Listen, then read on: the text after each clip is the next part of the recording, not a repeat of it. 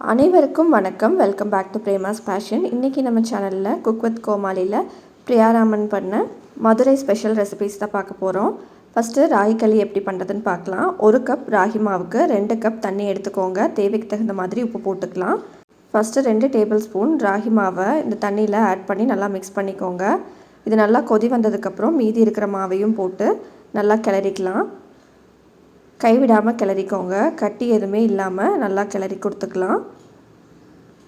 இந்த மாவு பேனில் நல்லா ஒட்டாமல் வருது பாருங்கள். உங்கள்கிட்ட விஸ்க் இருந்ததுன்னா இந்த மாதிரி ஈஸியாக லம்ஸ் இல்லாமல் கலக்கிக்கலாம். இல்லைன்னா ஒரு மரக்கரண்டி இருந்ததுன்னா அதை வச்சு நல்லா கலக்கிக்கோங்க. மாவு இந்த மாதிரி ஒன்று சேர்ந்து வந்ததுக்கப்புறம் மூடி போட்டு ஒரு 5லேருந்து 10 நிமிஷம் வரைக்கும் இதை நல்லா வேக விட்டுடலாம். அடிக்கடமான பாத்திரம் எடுத்துக்கோங்க. இப்போ 5 நிமிஷம் ஆயிடுச்சு. நல்லா கலக்கி கொடுத்துக்கலாம். மாவு இன்னுமே கொஞ்சம் வேகாத மாதிரி இருந்தது அப்படின்னா இன்னொரு 5 நிமிஷம் மூடி போட்டு வேக வச்சுக்கோங்க. மாவு பாத்திரத்தில் ஒட்டாமல் வரணும். அதுக்காக தான் நம்ம அடிக்கணமான பாத்திரம் எடுத்துக்கிறோம். மூடி வைக்கும்போது அடி பிடிக்குங்க. பாருங்கள், மாவு நல்லா வெந்து வந்துருச்சு. கை பொறுக்கிற அளவுக்கு சூடு இருக்க போது மாவை இந்த மாதிரி கிண்டி கொடுத்துட்டு ஒரு பிளேட்டில் எண்ணெய் தடவிக்கோங்க. எண்ணெய் தடவிட்டு கொஞ்சமாக இந்த களியோட போர்ஷன் எடுத்துகிட்டு நம்ம உருண்டை பிடிச்சிக்கலாம். ஈவனாக உருண்டை பிடிக்கணும். அதுக்காக தான் நம்ம எண்ணெய் தடவிக்கிறோம். செக்கில் ஆட்டின நல்லெண்ணெய் இருந்ததுன்னா இந்த மாதிரி போட்டு நல்லா உருட்டி எடுத்துக்கோங்க. ராகி களி சூப்பராக ரெடி ஆகிடுச்சு. இது கூட சர்வ் பண்ணுறதுக்கு பச்சை நிலக்கடலை சட்னி எப்படி பண்ணுறதுன்னு பார்க்கலாம். இதுக்கு 1/4 கப் தேங்காய் எடுத்துக்கோங்க. பச்சை நிலக்கடலையை நல்லா வாஷ் பண்ணிவிட்டு 1/2 கப் எடுத்துக்கோங்க. 2 பச்சை மிளகாய், கொஞ்சமாக பூண்டு, கருவேப்பிலை, ஒரு துண்டு புளி, தேவைக்கு தகுந்த மாதிரி உப்பு போட்டு நல்லா கோஸாக அரைச்சி எடுத்துக்கோங்க. இதுக்கு ஒரு தாளிப்பு கொடுத்துடலாம். தாளிப்பு கரண்டியில் எண்ணெய் ஊற்றி கடுகு போட்டுக்கோங்க. கடுகு வெடித்ததும் கடலைப்பருப்பு, உளுத்தம்பருப்பு போட்டு தாளிச்சுக்கோங்க. இது கூடயே கருவேப்பிலை, வரமிளகாய் இது எல்லாமே போட்டு நல்லா ஃப்ரை பண்ணி எடுத்துக்கலாம். நம்ம அரைச்சி வச்சுருந்த சட்னியை ஒரு பவுலில் ட்ரான்ஸ்ஃபர் பண்ணிக்கோங்க. கொஞ்சமாக தண்ணி ஊற்றி டைல்யூட் பண்ணிக்கலாம். ராகி களி கூட சர்வ் பண்ணுற சைட் டிஷ் நல்லா தண்ணியாக இருந்தால் தான் தொட்டு சாப்பிட்றதுக்கு நல்லாயிருக்கும். ரெடி பண்ணி வச்சுருந்த தாளிப்பை இது கூட சேர்த்துக்கலாம். சேர்த்து மிக்ஸ் பண்ணிட்டிங்கன்னா பச்சை நிலக்கடலை சட்னி ரெடி ஆகிடும். இது கூடயே சைவ நெத்திலி மீன் குழம்பு எப்படி பண்ணுறதுன்னு பார்த்துடலாம். வாழைப்பூவை நல்லா க்ளீன் பண்ணி எடுத்துக்கோங்க. 2 டேபிள் ஸ்பூன் கடலை மாவு, 1 டேபிள் ஸ்பூன் அரிசி மாவு, 1/2 டீஸ்பூன் மிளகாய்த்தூள், 1/4 டீஸ்பூன் கரம் மசாலா தூள், தேவைக்கு தகுந்த மாதிரி உப்பு போட்டு நல்லா மிக்ஸ் பண்ணிக்கோங்க. தண்ணி ஊற்றி இந்த மாவை நல்லா கரைச்சி எடுத்துக்கோங்க. க்ளீன் பண்ணி வச்சுருக்கிற வாழைப்பூவை இது கூட போட்டு நல்லா மிக்ஸ் பண்ணிக்கோங்க. மிக்ஸ் பண்ணிவிட்டு கொஞ்ச நேரம் மேரினேட் பண்ணி வச்சிடலாம். 10-20 நிமிஷத்துக்கு இதை அப்படியே வச்சுருங்க. எண்ணெய் கடாயில் சூடானதும் ஒன்றா போட்டு இதை ஃப்ரை பண்ணி எடுத்துக்கலாம். ஒன்றா போட்டுட்டிங்கன்னா இது நல்லா ஸ்டிக் ஆகிக்கும். அதனால் தனித்தனியாக போட்டு ஃப்ரை பண்ணி எடுத்துக்கலாம். 2 சைடும் திருப்பி போட்டு எடுத்துட்டிங்கன்னா நல்லா ஃப்ரை ஆகிடும். பாருங்கள், இப்போ நம்மளோட வாழைப்பூ ஃப்ரை ரெடி ஆகிடுச்சு. இது இப்படியே சாப்பிட்றதுக்கும் ரொம்பவே நல்லா இருந்தது. இப்போ ஒரு பேனில் நல்லெண்ணெய் ஊற்றிக்கோங்க. கடுகு தாளிச்சிக்கலாம். கூடவே கொஞ்சமாக வெந்தயம், கருவேப்பிலை, பொடியாக கட் பண்ண சின்ன வெங்காயம், இது கூடயே முழுசாக இருந்த சின்ன வெங்காயமும் போட்டு ஃப்ரை பண்ணிக்கோங்க. கொஞ்சமாக பூண்டு தட்டி போட்டு சேர்த்துக்கலாம். முழுசாகவும் சேர்த்துக்கலாம். ஒரு தக்காளியை பொடியாக கட் பண்ணி போட்டிருக்கிறேன். ஒரு தக்காளியை அரைச்சி போட்டிருக்கிறேன். இது எல்லாமே போட்டு நல்லா மிக்ஸ் பண்ணிக்கோங்க. தக்காளி நல்லா வெந்து வந்ததும் இது கூட கொஞ்சமாக மஞ்சள் தூள், 1/2 டீஸ்பூன் மிளகாய்த்தூள், 1 டேபிள் ஸ்பூன் மல்லித்தூள், தேவைக்கு தகுந்த மாதிரி உப்பு போட்டு நல்லா மிக்ஸ் பண்ணிக்கோங்க.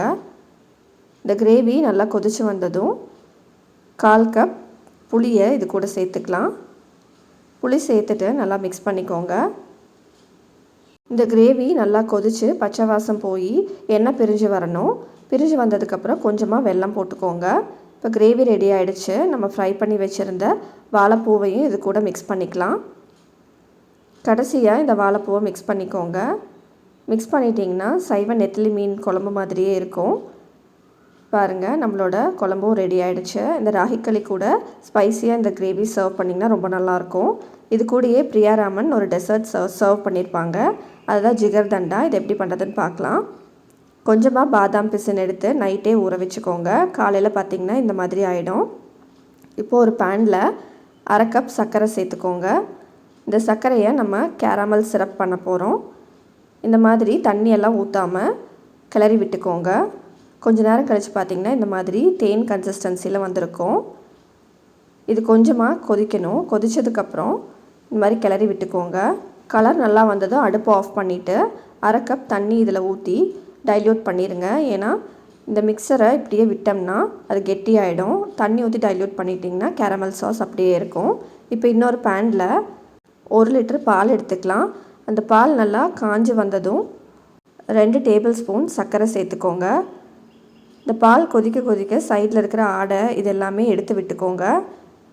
நான் காய்ச்சி ஆற வச்ச பால் தான் ஊற்றிருந்தேன். அதிலேருந்து ஆடையும் அப்படியே போட்டிருக்கேன். இப்போ நம்ம காய்ச்சி வச்சுருந்த கேரமல் சிரப்பை இது கூட சேர்த்துக்கலாம். உங்களுக்கு எந்த கலர் வேணுமோ அந்த கலர் வர வரைக்கும் நீங்கள் இந்த கேரமல் சிரப்பை ஆட் பண்ணிக்கலாம்.